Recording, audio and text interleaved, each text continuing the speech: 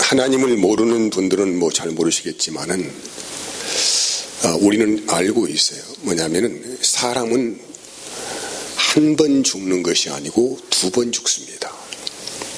무서운 말이죠. 한 번 죽는 것도 그런데 2번 죽어요.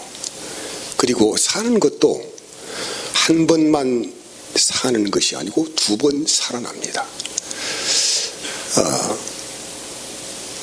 반드시 사람은 누구든지 간에 예외 없이 죽음을 직면하게 되어 있고, 그 죽음의 실체가 무엇인가에 대해서, 그 죽은 후에 어떻게 되는가에 대해서 본문이 오늘 증거를 하고 있습니다. 이 본문의 말씀은 예수님의 재림이죠. 이제 뭐냐면은 지금부터 2000년 전에, 정확히 말한다면은 지금 2024년이죠. 2024년 전에 예수님께서 이 땅에 오신 사건을 초림이라고 합니다. 그때부터 이 시대가 지금 계속적으로 막바지를 향하여 달려가고 있지 않습니까? 마지막 때라고 하는 거예요. 지금 우리가 살아가는 이 시대를 마지막 때라고 하는 것입니다. 마지막 때인데 그 시작을 했으니까 마지막 종점이 있다는 거예요. 그것이 뭐냐면은 예수님의 재림과 함께 세상은 끝이 난다, 이것입니다.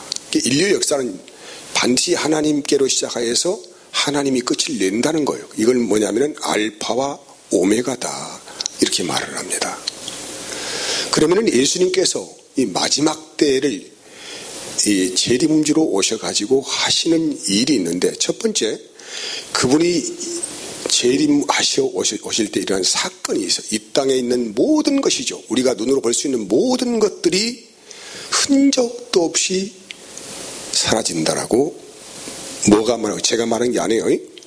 성경이 증거를 하고 있어요. 영원할 것 같았던 세상이 끝이 난다. 어떻게? 흔적도 없이 사라진다. 하늘과 땅이 오가는 데 사라진다. 두 번째, 하늘과 땅이 오가는 데 없이 사라지는 동시에 하나님의 법정에서 일어나는 일이 있습니다. 오늘 본문의 말씀이 그걸 말씀하고 있어요. 하나님의 법정이 열리는데 거기에는 큰 자나 작은 자나 할 것 없이 그 어느 누구도 예의 없이, 다시 말하면은 그 사람이 생전에 어떤 일을 하였고 어떤 위치에 있었던지 간에 상관하지 않고 모든 사람이 하나님의 법정에 소환된다. 이것이 두 번째의 말씀이고, 세 번째는 그 사람이 만년 전에 죽었던지 1000년 전에 죽었던지 100년 전에 죽었던지 어제 죽었던지 오늘 죽었던지 아니면 지금 살아있던지 간에 모든 사람이 예 없이 다 하나님의 법정 앞에 서게 되는 때가 바로 그날이라는 것입니다. 그리고 이제 하나님의 심판대 앞에 사람들이 다 서게 되는데, 그 심판주가 누구시냐면은 그 재판장이죠. 재판장이 누구시냐면 예수 그리스도이시다. 그 재판장 앞에 다 서게 되는 거예요. 이것이 뭐냐면은 정말 어떤 법원이 있어서 그런 게 아니고 비유적으로 이런 일이 일어난다는 것을 말씀하는 거예요. 모두 하나님 법정에 서게 되는데 거기에 이제 예수님 앞에 두 책이 놓여 있습니다. 하나는 행위를 기록한 책이에요. 그 사람이 살아생전에 어떻게 살아왔는가에 대한 그 행위를 아주 정확하게 섬세하게 기술한 증거의 책이라는 것입니다. 그리고 또 하나는 생명책이라고 하는 생명명부라는 것입니다. 이게 이 생명책에 기록된 자들은 심판을 면합니다. 이 두 책이 놓여 있고, 이 두 책의 증거를 따라서 재판장이신 예수님께서 판결을 하신다. 이걸 심판이라고 하는 게 심판. 심판하면은 어떻게 되느냐? 본문의 말씀대로 그대로 한다면은 생명책에 기록되지 못한 자들이죠. 이 생명책 명부에 자기 이름이 올라가 있지 않는 사람들은 어떻게 돼요? 본문의 말씀대로 하십시다. 자, 같이 한번 읽어볼까요? 자, 자, 몇 절입니까? 자, 15절입니다. 네, 15절, 14절부터 사망과 음부도 불못에 던져지니 이것은 둘째 사망 곧 불못이라. 누구든지 어디에 생명책에 기록되지 못한 자는 불못에 던져지더라라고 해요. 생명책에 기록되지 못한 사람들은 누구도 예외 없이 다 불못에 던져지게 된다. 이것을 둘째 사망이라고 해요. 둘째 사망. 그러면은 둘째 사망이 있으니까 뭐가 있다는 거예요? 첫째 사망이 있다는 것이죠. 그러면 첫째 사망이 무엇입니까? 첫째 사망은 하나님을 전혀 인식하지 못하고 살아가는 영이 죽은 사람들을 첫째 사망을 당한 자라고 합니다.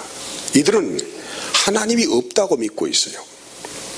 영의 세계를 인식하지 못합니다. 이들은 천국이라는 것을 알지도 못해요. 그냥 이 땅이 전부인 것을 알고 이 세상이 끝나면 끝난다 이렇게 생각을 하고 아주 자유분방하게 살아가는 사람들을 지칭하여 뭐라고요? 첫째 사망을 당한 사람, 영이 죽은 사람이라고 말하는 거예요. 로마서 3장 9절 12절까지는 유대인이나 헬라인이나 다 제 아래 있다고 우리가 이미 선언하였느니라. 기록된 바 의인은 없나니 하나도 없으며 깨달은 자도 없고 하나님을 찾는 자도 없고 다 치우쳐 함께 무익하게 되고 선을 행하는 자는 없나니 하나도 없다. 이들은 하나님을 찾지도 못해요. 알지도 못해요. 그러니까 이런 사람을 딱 한 단어로 뭐라고 정의를 하냐면은 죄인이다. 말하게 죄인. 자기가 선을 정해. 자기가 좋으면 선이고 자기가 나쁘면 악이에요. 이 사람은. 자기 행위대로 의를 세워 살아갑니다. 자기 중심의 세계 안에서 그것이 전부라고 알고 살아가는 거예요. 그러니까 바로 이런 사람을 하나님을 인식하지 못한 사람이기 때문에 악인이고 죄인이다라고 규정하는 거예요. 그러면 영이 죽은 사람들은 어떤 모습을 가지고 있을까?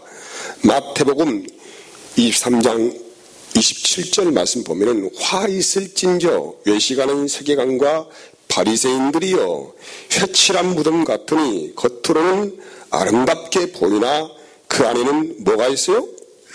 죽은 사람의 뼈와 모든 더러운 것이 가득하도다라고 해요. 유대인들에게는 두 가지의 장례 문화가 있어요.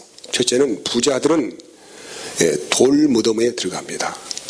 그리고 평민들은 돈이 없으니까 그냥 평토장 장례식을 해요. 이스라엘 땅은 석회암 지대입니다. 그래서 깊이 땅을 팔 수가 없다고 해요. 그래서 대충 이 호적이 파가지고 거기다가 사람 피 먹고 그냥 흙으로 덮어버립니다. 근데 이것이 이제 무덤인지 뭔지를 분간을 못 하잖아요. 그러니까 그 무덤이 세워지는 곳에 이거 무덤이다. 이것을 알리기 위해서 거기에다가 해치를 합니다. 그렇게 해서 이제 무덤을 구분하는 거예요. 그래서 이게 부정한 시신에 접촉하지 못하도록 일부적으로 조항을 막고 있다는 거예요.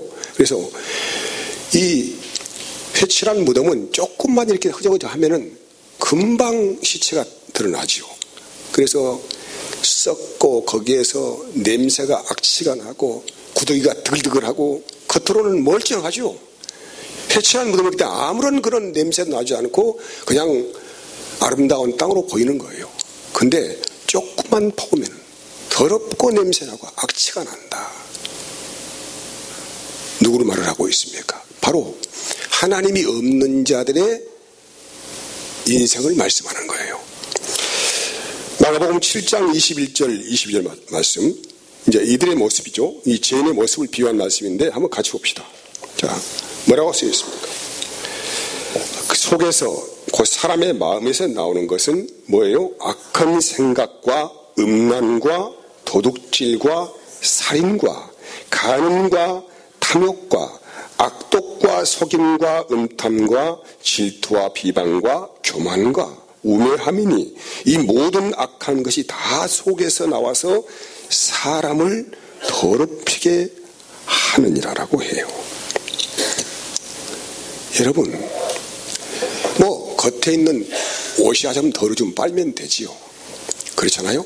몸에 뭐가 좀 묻어서 씻으면 돼요. 근데 이 마음이 부패해져서 더러운 인생들은 씻을 방법이 없어요. 그래서 사람이 악하다, 냄새가 난다, 더럽다고 하는 것은 그 사람의 마음이 더럽다는 거예요. 온갖 인생의 더러운 악취가 밖에서 나오는 것이 아니고 어떤 음식을 먹어야 된 것도 아니고 이 마음에서 나온다는 것입니다. 이게 뭐냐면 해칠한 무덤 같은 인생의 두 가지 얼굴을 그대로 우리에게 보여주고 있습니다. 그런데 문제가 뭐냐면 이 사람들이 본인 자신이 얼마나 더러운지를 전혀 모르는 거예요. 알면 좋은데 몰라. 어떻게 알 수가 있습니까? 하나님의 성령이 그 심령 안에 부어줘야만이 본인의 신분이 무엇인지를 정확하게 볼 수가 있어.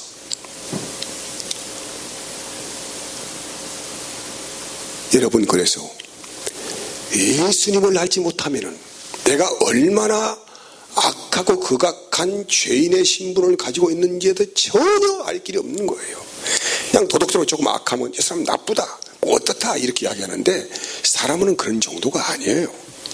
여기 있는 저도 겉모습은 사람처럼 보일지는 모르겠지만은 이 속에는 여러분이 알 수 없는 온갖 더러운 것들이 가득 안에 차 있는 거예요. 제가 어떻게 이런 말을 할 수가 있어요? 예수님 만나고 나니까 나 자신을 알겠다고, 제 자신이 내가 어떤 존재의 사람인지를 내가 알겠다고, 제 자신을 갖다가. 그래서 하나님의 은혜가 아니면 이것은 이렇게 고백할 수가 없어요. 그래서 이런 이 첫째 사망을 당한 자들이죠. 하나님을 인식하지 못하고 살아가는 사람들이죠. 이 첫째 사망을 당한 자들이 살아가는 도시가 있어. 그 성경의 상징적으로 뭐냐면 바벨론이다 말하는 거예요. 바벨론. 바벨론 한때 세상의 중심에 있었던 나라예요. 한때 번영의 나라였습니다. 지금으로 이 현대로 말한다면 미국 같은 나라다 이 말이죠. 근데 성경은 그 바벨론의 도시에 살고 있는 사람들이 어떻게 묘사하냐면은 18장 계시록 18장 2절 말씀 보면은 힘찬 음성으로 외쳐 이르되 무너졌도다, 무너졌도다, 큰 성 바벨론이여, 귀신의 처소와 각종 더러운 영이 모이는 곳과 각종 더럽고 가증한 새들이 모이는 것이 되었다는 거예요. 세상의 번영을 추구하고 향락이 있고 문화가 있고 모든 게 있습니다. 겉으로 보기에는 화려하고 뭔가 있는 것 같지만은 실상은 그 안에 살고 있는 사람들은 귀신의 처소가 되었고 각종 더러운 영이 다 모이는 것이고 가증한 새들이 모이는 것이다 라고 하나님께서 말씀하시는 것입니다. 여러분, 모든 사람들은 자기 행위대로 인생의 결말을 맞습니다. 모든 사람들은 자기가 살아온 인생의 이력대로 마지막에 보상을 받을 수 있고 은혜도 받을 수 있어요. 계시록 3장 1절에서 5절까지 말씀은 이렇게 말씀하고 있어요. 4대 교회 사자에게 편지하라. 하나님의 7 영과 7 별을 가지신 이가 이르시되 내가 내 행위를 아노니. 이게 주님께서 하나님의 7 영과 7 별을 가진 이 예수님이죠. 그분께서 내가 내 행위를 안다 이 말이죠. 그러니까 사람을 정확히 내 자신을 나도 모르는데 누가 나를 정확히 알고 계시냐면 누가요? 예수님께서 알고 계셔요. 놀라운 일 아닙니까? 나도 나를 몰라요. 내가 왜 이런 인생을 살아가고 있는지 나도 나를 몰라요. 근데 나를 정확히 불꽃 같은 눈동자로 깨뜨려 보시는 분이 계시는데 그분이 누구라고요? 예수 그리스도예요. 그분께서 말씀하는 거예요. 4대 교회 말씀하시는 거예요. 내가 살았다는 이름은 가졌으나 죽은 자라는 것입니다. 그럼 너는 일깨어 그 남은 발을 죽게 된 것을 굳게 하라. 내 하나님 앞에 내 행위의 온전한 것을 찾지 못하였느니라 합니다. 4대 교회는 겉으로 보기에는 아무 이상이 없어요. 아주 평안한 교회입니다. 그 교회 다니는 모든 것이 순탄하고 별 문제 없고 그냥 평안하고 그런 평안한 일상생활을 보내요. 그런데 주님께서 불꽃 같은 눈동자로 보시는 그 주님께서 말씀하세요. 네가 살았다 하는 이름은 가지고 있으나 실상은 뭐라고요? 너는 죽었다 이 말이에요. 죽었다. 죽은 자로다. 여러분이 오늘날 이 교회에 다니면서 이런 착각을 하는 경우도 있습니다. 분명히 사대교회도 뭐가 있을까요? 예배당도 있고 또 예배도 참석을 다 할 것이고 기도할 것이고 봉사도 할 것이고 헌금 생활도 할 것이에요. 신앙생활의 외적인 행위는 다 할 수 있죠. 그런데 사실 주님이 보시기에는 이들은 죽어있다 이 말이죠. 이들이 게으른 것도 아니에요. 종종 생각나면 교회 나오고 안 나오고 그런 정도가 아니고 그냥 평범한 일상 가운데서 아무런 변화 없이 그냥 그렇게 신앙생활을 유지하고 있는데 오늘 주님께서 말씀을 하는 거예요. 너는 죽어 있다고 해요. 죽어 있어. 뭐가 죽었다는 거예요. 이들이 처음에는 온전한 복음을 받았어요. 그래서 교회라고 칭하는 거예요. 교회라고 칭하고 있는데 이들은 신앙의 외적 행위는 다 하고 있지만은 사실 하나님의 영이 점점 그 심령 안에서 소멸되어 가는 그런 상태에 있다는 것입니다. 그래서 뭐라고 말씀하는지 아십니까? 내 하나님 앞에 내 행위에 죄송합니다. 너는 일깨어 그 남은 바 죽게 된 것을 굳건하게 하라는 거예요. 그러니까 점점 지금 이 완전히 죽은 상태가 아니고 지금 심령이 점점 고갈되고 돼서 거의 숨만 그냥 조금씩 깔딱깔딱 쉬고 있는 정도로 현재 신앙생활을 유지하고 있기 때문에 남은 바 죽게 된 것을 굳건하게 하라는 것이요. 내 하나님 앞에 내 행위에 온전함을 찾지 못하였다라고 하는 것입니다. 그리고 2절에는 이렇게 말씀해요.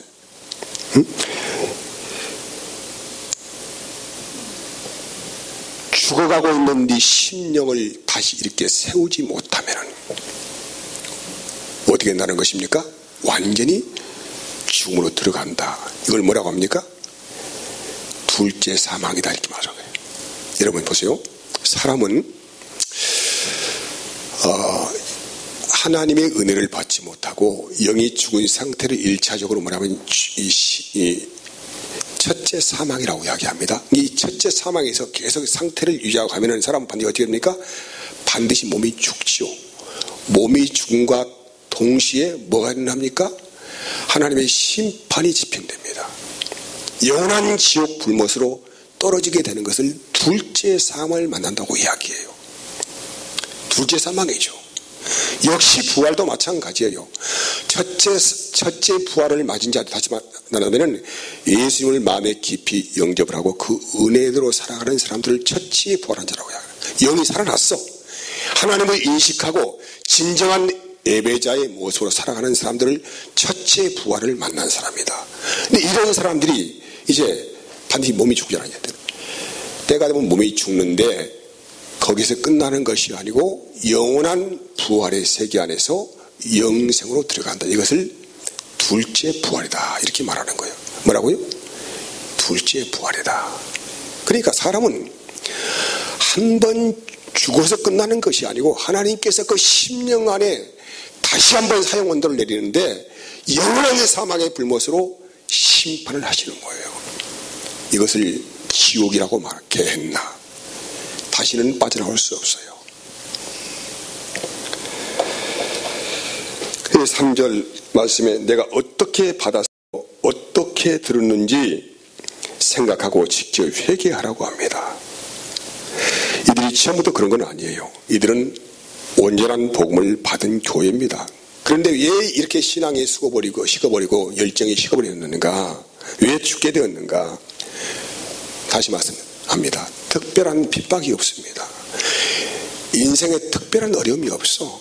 그냥 평탄하고 아무 사고 없이 아이들 잘 커가고 사업도 어른들 돼가고 조금 부족하지만은 살만해요. 별 인생에 문제가 없어요. 이런 인생을 모두가 원하고 있지는 않습니까 혹시? 자기도 모르게 어느 순간에 이 심령이 식어버리는 거예요. 이제 아니 별 문제가 없거든요.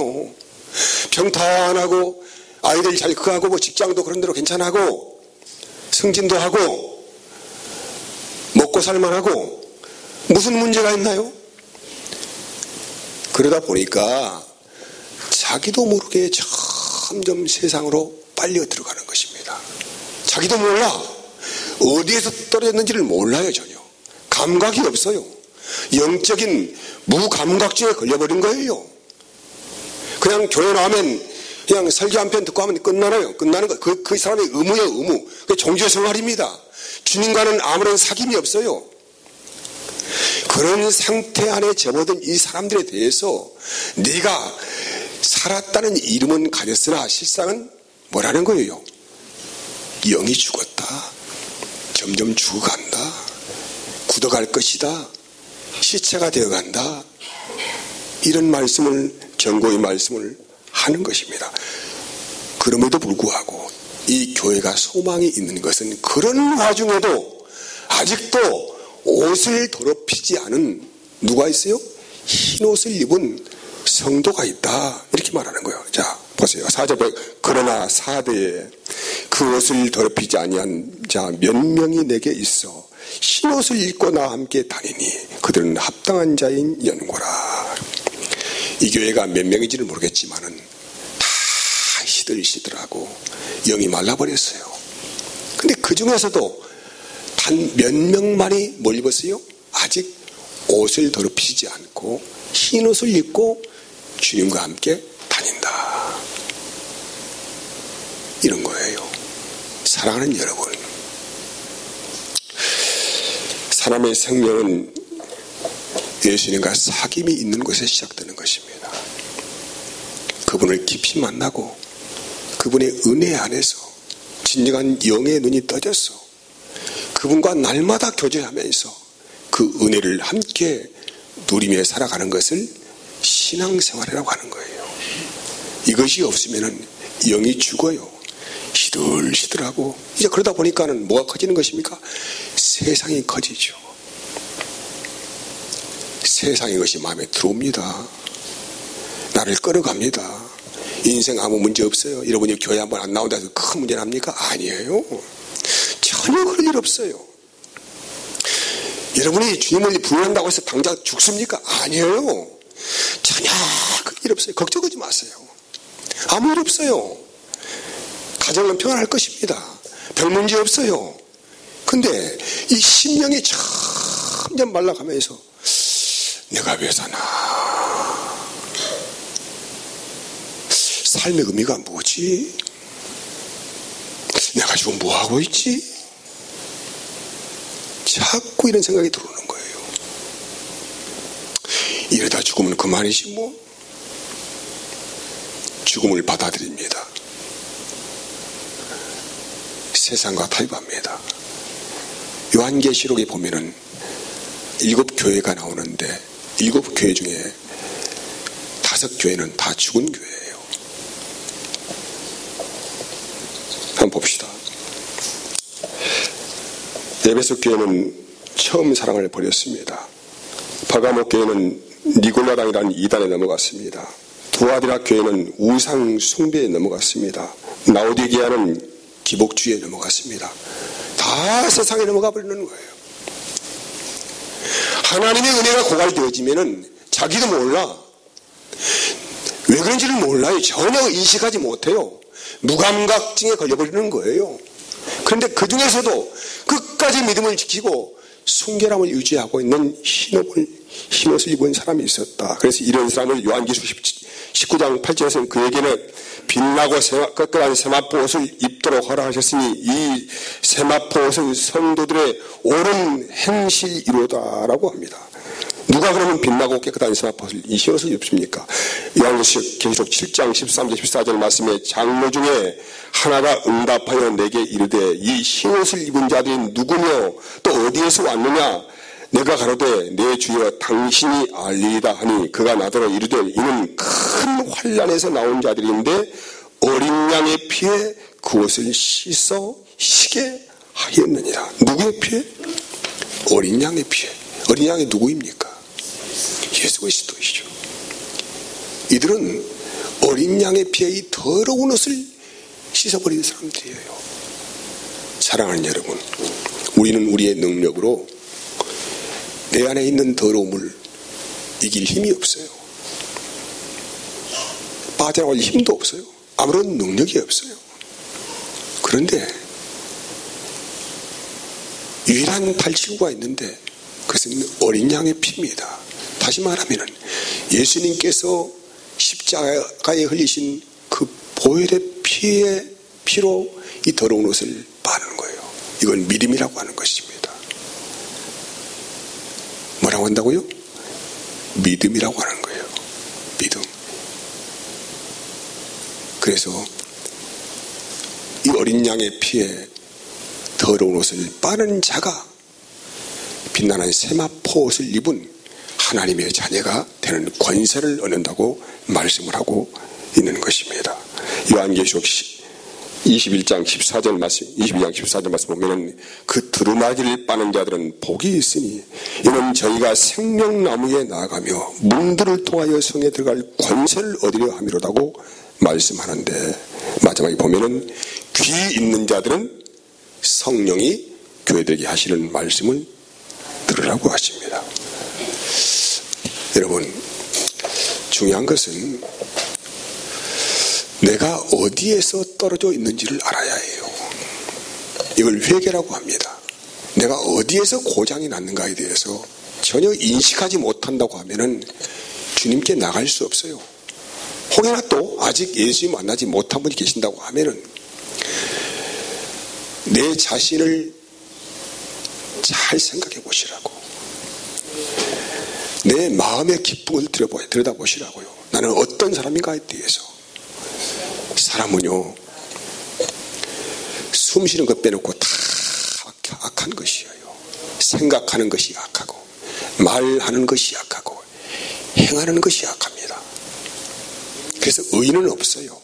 하나도 없어요.